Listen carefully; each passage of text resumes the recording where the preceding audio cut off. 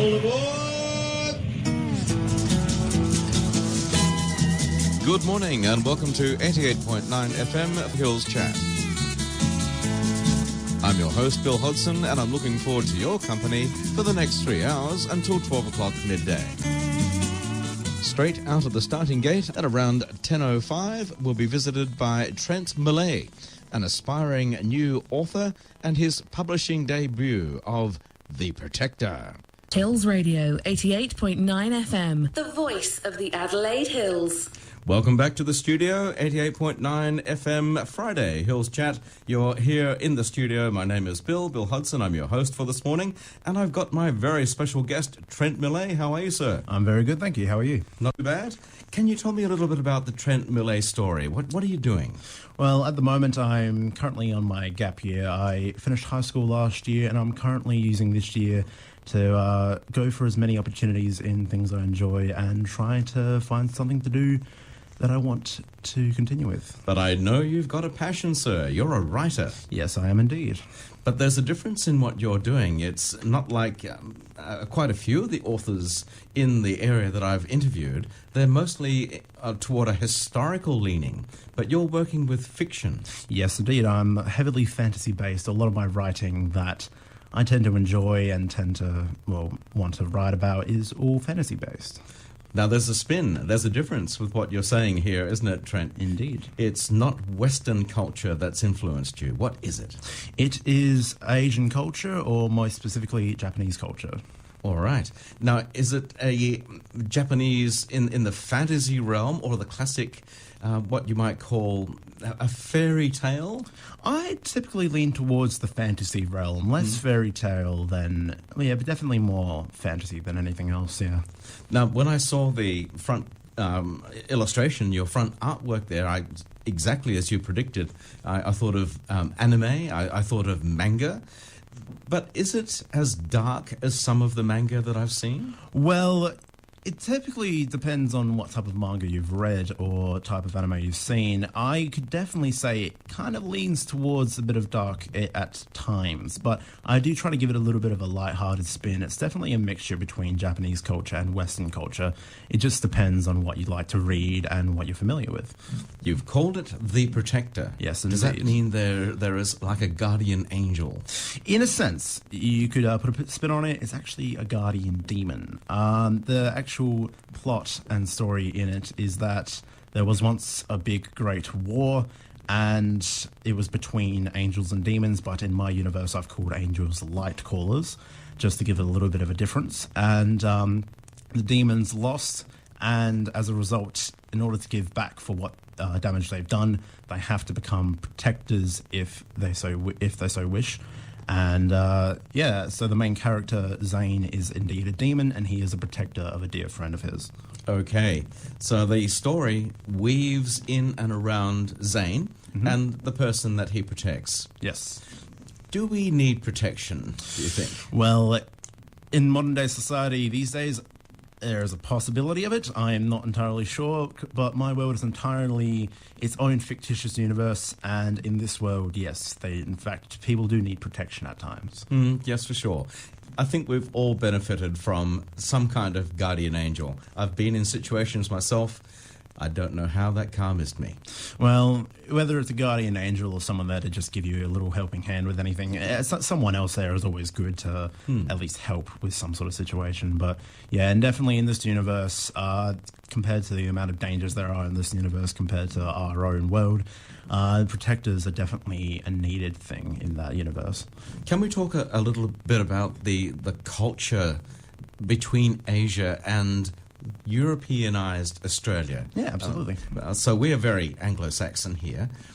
When we try to bring our ideas to Asian peoples, how does it convert? Because they do think fairly differently, don't they? Yeah, the Asian culture is definitely, every culture in its own right has changes and has differences compared to our own.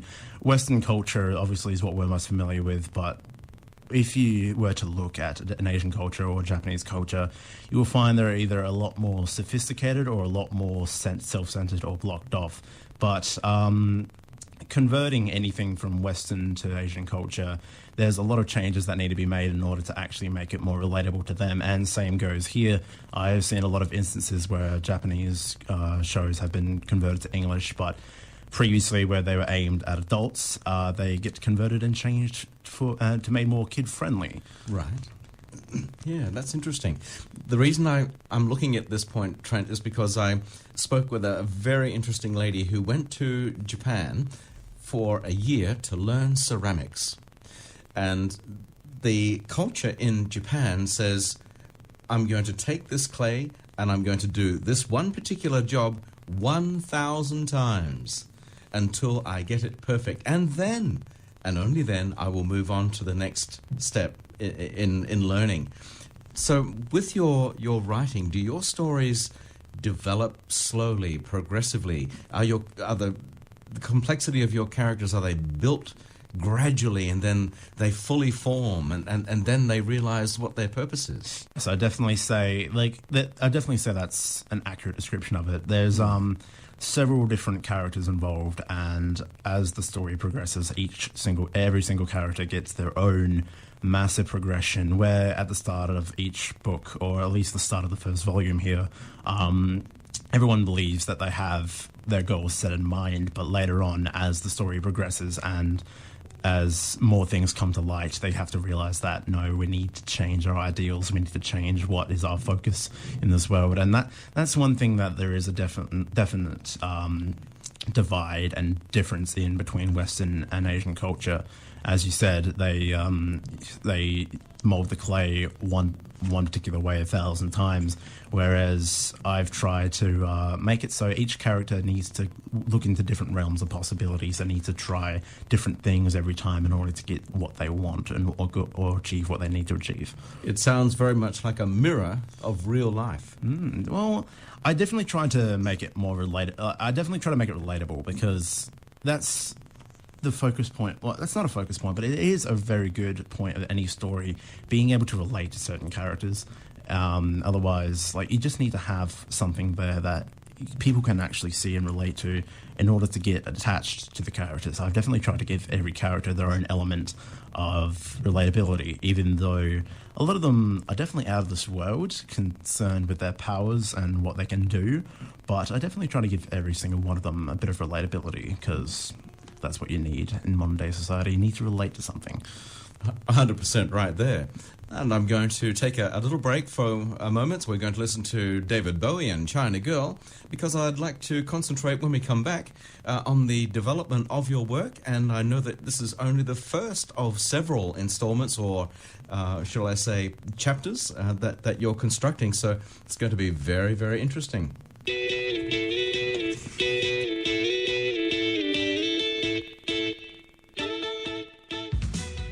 Good morning. It's Hills Radio 88.9 FM, the voice of the Adelaide Hills. And at 17 minutes past 10, with 15.4 degrees in town, looking for an expected maximum today of 18 degrees, but no rain. And we return to our story with Trent Mullet. Thank you very much for being here today, Trent. No problem. Trent, we were talking before the sponsorship break about how the story's actually structured. But I mean to ask you, how did it begin? Well, it actually all started when I was in high school, funnily enough, in Year 8, in no relation whatsoever, in a Japanese language class. I didn't get any influence then from anime or manga, but one of the assignments at the start of the year was to just simply write a story and then translate it to Japanese. So I was heavily influenced by my favorite games at the time, and I started writing a story about one of my favorite games. And even though I failed the assignment because I used Google Translate to translate it to Japanese, I enjoyed writing. So I thought, you know what, I'll continue writing, and I'll continue writing these stories. And by the end of Year 8, I wrote at least 4 different short stories based on that game. And then I thought, you know what, I'm actually going to write something more original. So at the end of Year 8, I began writing, and that's how I came up with The Protector at the start. And I have been writing for so long that I've seen the evolution of my book. I've got heaps of paper at home, just stacks of the drafts, even the first draft I have of it. And I got to thank some of my teachers at Burwood High School for drafting the first incarnation of my book. And it started off just as a simple 80,000 word novel. And then as I got more plot ideas and more ideas for the story, I decided to eventually turn it into the series that it is now. And I decided to rewrite it to fit that format, including all the different story elements I have with it. That's why because I got the whole story written with the synopsis, I have at least 20 volumes of synopsis written. So there is a lot more to do and a lot more to write and a lot more to get through. But right now, I'm up to I just have volume 1 ready on September 1st, and I'm hoping the next volume will be out by the end of the year. But that is the goal at the moment. But yeah, this has been 5 years worth of work, and I'm really hoping that I can get it as far as I can go. Yes, for sure. But there is one thing that you haven't really explained to us very clearly, and this is, I'm letting the secret out of the bag a little bit, but the possibility of your being able to go to Japan. Yes. What doors will that open? Well, they'll open many possibilities, because the type of story is definitely... Well, if you're familiar with any manga or light novel or anime or anything of the sort, it is definitely familiar with that sort of... with those type of shows and those type of writing. My belief is I do want to travel to Japan just because I'm interested in the culture. I've traveled a few times to Europe and England, and I love the culture, and I love knowing just how everyday life works in other countries. And I do want to do that with Japan as well. I want to go there, and I want to just learn about the culture and all that there. But being able to take my book there, maybe get it translated to Japanese, try and actually hit the audience that is more familiar with these types of stories might prove to be fruitful. So that is a possibility in the future, but it all depends on how the first book goes for me here. So yes. Yeah, it just depends, but definitely Japan is something on my radar in the future. Absolutely, and I'm thinking a trip to Japan and mixing with the right kind of people, and I'm not talking critics. I'm really talking people who are right into this, serious. And these are manga players, people who role play the manga or write their own stories. Yes, definitely. I think it could definitely work with them. It just depends on if I can get it translated to Japanese, because that sort of audience over there, obviously they're more familiar with their own language. I can't just walk up to them with an English book and say, oh, this is something you might enjoy, but I definitely need to get it translated to Japanese in order for them to actually be interested and probably have a look at it, unless they're both multicultural and familiar with both languages. But most people tend to just be familiar and set with their own language unless they intend to travel or intend to just learn every other language they want. But in order to actually get that sort of demographic, I'm most likely going to have to get it translated. And that is definitely a possibility over the next few years, or hopefully this year maybe. But it's pretty exciting, Trent. Definitely is. I'm really excited to see what happens as a result of this. I'm keen because this has been years of work, and I want it to succeed, and I'm doing my absolute best to make that happen. Well, I think if you could just get a little bit of help from people who would be interested enough to have a look at the website, which is mouleauthor.bigcartel.com. So I'll spell that back for you, MOULEAUTHOR.BigCartel, just like it sounds, .com. Get on the internet and have a look at that, and that will give you a good background to what Trent is doing, the size and the scope of the project. Trent, can you give me some idea of how big this could go?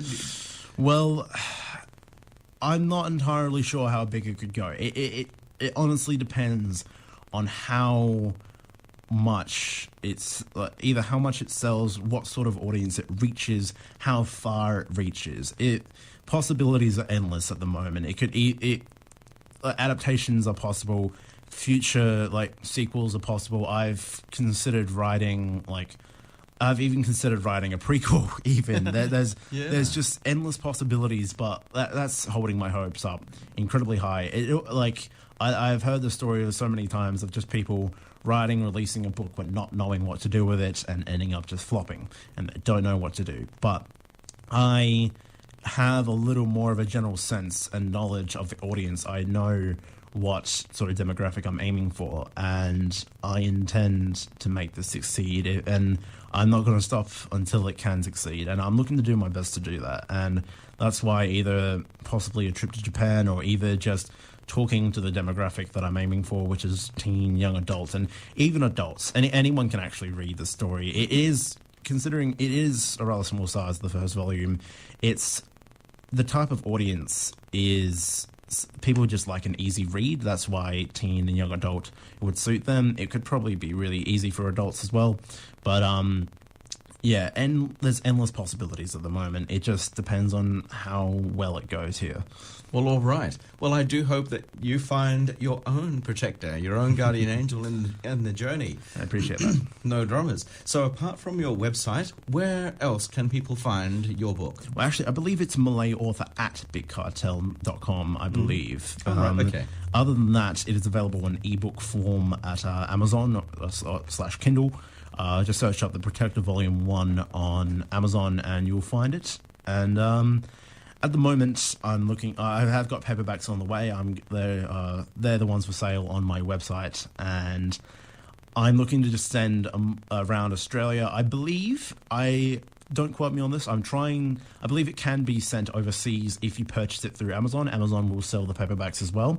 I'm going to try and do a little bit of research and figure that out. Stay up to date on my social medias, which is all Malay Author. If you search up Malay Author on Instagram, Twitter, and Facebook, you can find me there.